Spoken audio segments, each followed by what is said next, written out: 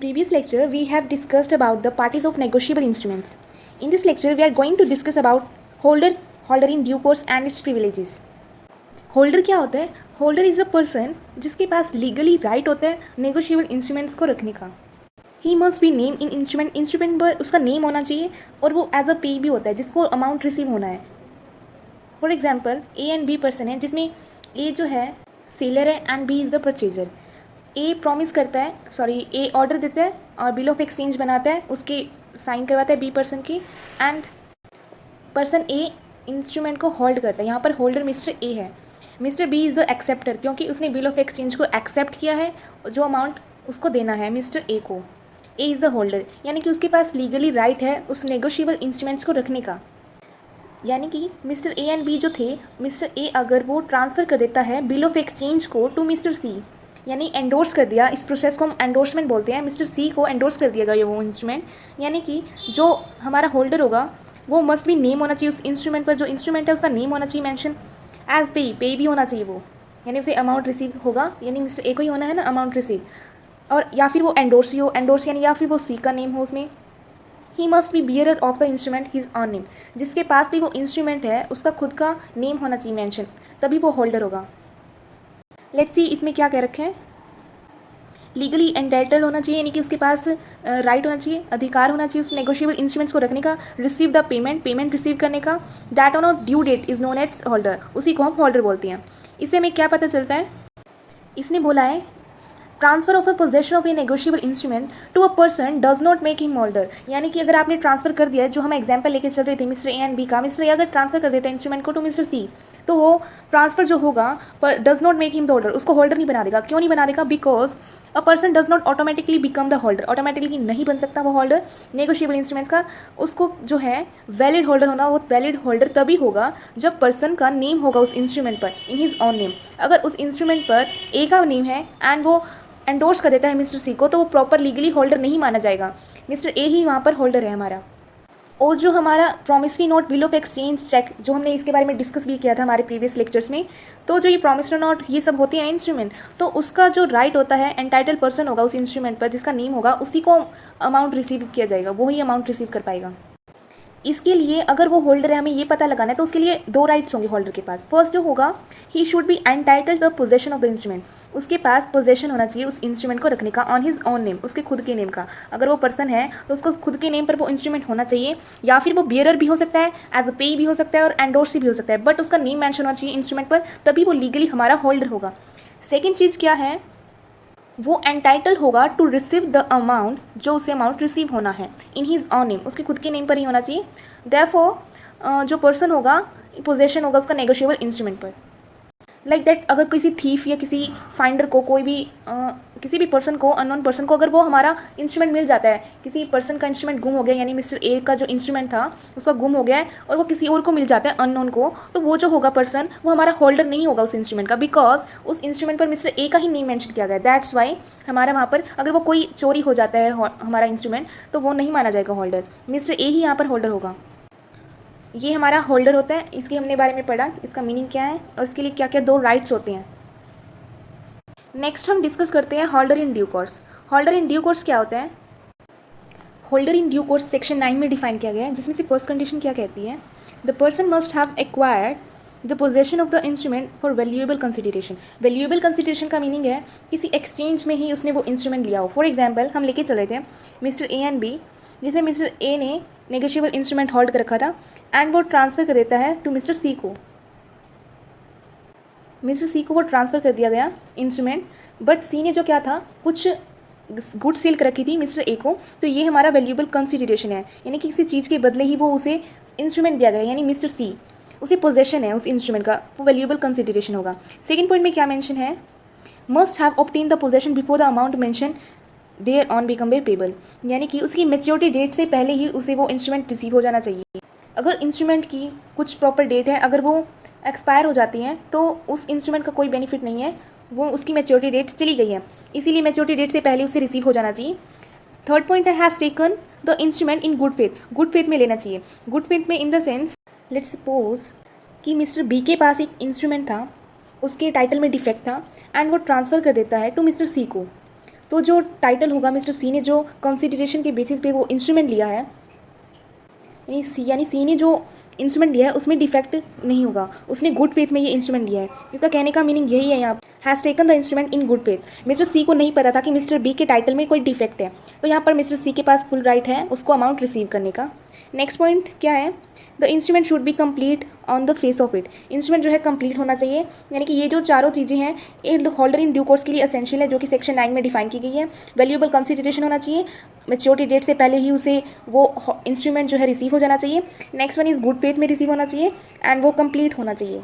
ये थी हमारी होल्डर इन ड्यू कोर्स की कैरेक्टरिस्टिक्स भी इसे बोल देते हैं, या फिर इसमें जो चीज़ें हैं वो तभी अप्लाई होगी जब वो ये चारों चीज़ें अप्लाई होगी तभी वो होल्डर इन ड्यू कोर्स होगा। लाइक दैट हम केस देखते हैं मिलर वर्सेस रेस का। इसमें क्या होता है, एक बैंक नोट सेंड किया गया जनरल पोस्टेज के द्वारा, taken and carried away by robber. कोई चोर ने इसे उठा लिया, जो कोई भी हम इंस्ट्रूमेंट मान लेते हैं। नेक्स्ट डे क्या हुआ, वो जो नोट था किसके हैंड में आ गया, प्लेनेटिव यानी वादी जिसे हम बोलते हैं। तो ये मान लो रोबर जो था मिस्टर बी था एंड उसने टाइटल ट्रांसफ़र कर दिया, उसका टाइटल डिफेक्ट था, मिस्टर सी को ट्रांसफ़र कर दिया, यानी प्लेनेटिव कौन है हमारा, यहाँ पर सी है।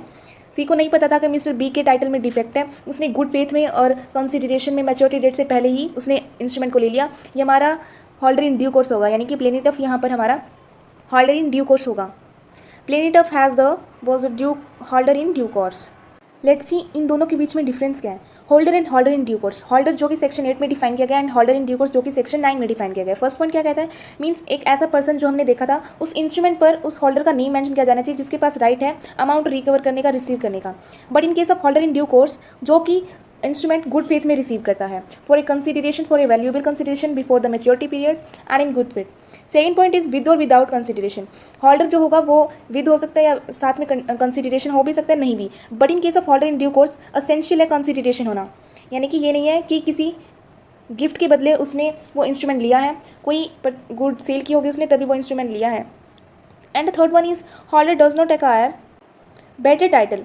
होल्डर को बेटर टाइटल नहीं मिलता, किससे, better than the person from he obtain, जिससे उसको मिला गया वो इंस्ट्रूमेंट। एंड जो होल्डर इन ड्यू कोर्स में होता है उसे बेटर टाइटल मिलता है, उसे सब राइट है अमाउंट रिसीव करने के। ये हमारा डिफरेंस है इन दोनों के बीच में। इसके कुछ और पॉइंट्स हैं जो कि हम देख सकते हैं। इस डिफरेंस के बाद आपको इस holder and holder in due course के बीच में मीनिंग और डिफरेंस क्लियर हो जाएगा। लेट्स सपोज इसको समझने से पहले हम एक एग्जांपल लेके चलते हैं। मिस्टर ए के पास जो इंस्ट्रूमेंट था वो ट्रांसफ़र कर देता है मिस्टर बी को, and mister B mister C को ट्रांसफ़र कर देता है एंड मिस्टर सी डी को ट्रांसफ़र कर देता है। तो ये हमारा ट्रांसफ़र हो चुका है इंस्ट्रूमेंट, ए ने बी को, बी ने सी को, सी ने डी को। तो वो अगर उसके टाइटल में डिफेक्ट होता है किसी ने जिसने ट्रांसफ़र किया है एंड मिस्टर डी अगर वो होल्डर है तो उसे अमाउंट रिसीव करने का राइट है मिस्टर सी से। अगर उसे अमाउंट रिसीव नहीं होता, सिर्फ सी से ही वो अमाउंट रिसीव कर सकता है अगर वो होल्डर है। हम होल्डर की बात कर रहे हैं। अब अगर वो होल्डर इन ड्यू कोर्स है तो वो सारी जो पार्टीज़ है सी एंड बी एंड डी, वो सबको बोल सकता है कि उससे अमाउंट रिसीव कर सकता है वो इन तीनों से। बट अगर वो होल्डर है वो सिर्फ सी को ही बोल सकता है अमाउंट रिसीव करने के लिए। जैसे कि इसने लिखा हुआ है he can enforce it against the person, वो इन्फोर्स कर सकता है against the person who has signed it. C ने डी को दिया था, सी ने डी को साइन करके दिए थे, and transfer from home he obtain, जिसने ट्रांसफ़र किया था। ट्रांसफर कौन है यहाँ पर, सी, ट्रांसफर कौन है, डी। तो वो स्यू कर सकता है सी को। But in case of holder in due course pure जो ऑल पार्टीज है वो सबको स्यू कर सकता है। Instrument is really satisfied. Next point है हमारा होल्डर में acquire the instrument after the maturity और इंस्ट्रूमेंट। होल्डर जो होगा वो एक्वायर कर सकता है इंस्ट्रूमेंट को, यानी प्राप्त कर सकता है मैच्योरिटी डेट से बाद में भी और मैच्योरिटी डेट से पहले भी। But in case of holder in due course हमने देखा बिफोर द मैच्योरिटी डेट होना ही वो असेंशियल है। अगर आफ्टर मैच्योरिटी डेट होता है तो उसकी कोई वैल्यू नहीं रहेगी in case of holder in due course. And the third last one is he can not sue all the pure parties. Pure parties कौन है यहाँ पर, ए, बी एंड सी। इन तीनों पार्टी को वो स्यू नहीं कर सकता, सिर्फ वो सी को ही स्यू कर सकता है। But in case of holder in due course can sue all the parties, वो सभी पार्टीज से ही अपना अमाउंट रिसीव करने का राइट रखता है मिस्टर डी। ये हमारा पूरा डिफरेंस था इन दोनों के बीच में। इसकी अब हम देखते हैं सम प्रिविलेजेस, जो कि इस वीडियो का हमारा लास्ट टॉपिक है।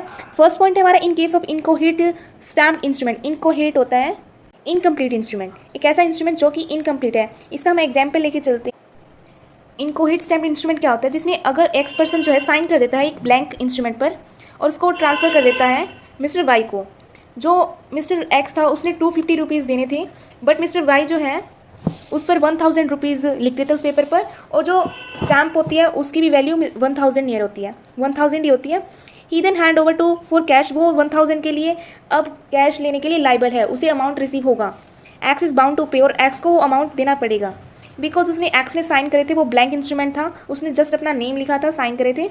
एंड अगर मिस्टर वाई अगर उस पर ज़्यादा अमाउंट लिख देता है तो वो लाइबल होगा, रिसीव होगा, उसे रिसीव होगा अमाउंट फ्रॉम मिस्टर एक्स से।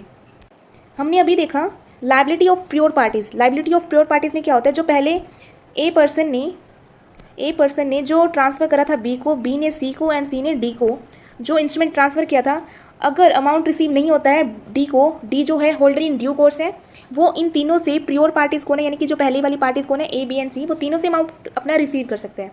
तो क्या है प्रिविलेजेस इसके अंदर, लाइबिलिटी ऑफ प्योर पार्टीज़ के अंदर आप यही लिख सकते हैं। Next one is fictitious bill. Next है हमारा fictitious bill, conditional delivery. And next one is instrument free from all defects, यानी जो है इंस्ट्रूमेंट उतना होना चाहिए वो become free from all defects होना चाहिए, किसी भी उसमें डिफेक्ट नहीं होना चाहिए। लाइक दैट अगर किसी पर्सन ने जो होल्डर इन ड्यू कोर्स था वो आगे ट्रांसफ़र कर देता है, वो भी आगे ट्रांसफ़र कर देता है उस इंस्ट्रूमेंट को, बट देखो यहाँ लिखा हुआ है further transfer the instrument to any other person, then such other person जो होगा नेगोशिएबल इंस्ट्रूमेंट का shall be free from any defect, उसको कोई भी वो भी क्योंकि उसने गुड फेथ में लिया है ना, इसीलिए अनदर पर्सन ने भी गुड फेथ में लिया है तो उसके टाइटल में कोई भी डिफेक्ट नहीं होगा। Shell be free from the defect of fraud, even उसे पता है इसकी अक्रेंस जो होल्डर इन ड्यू कोर्स है कि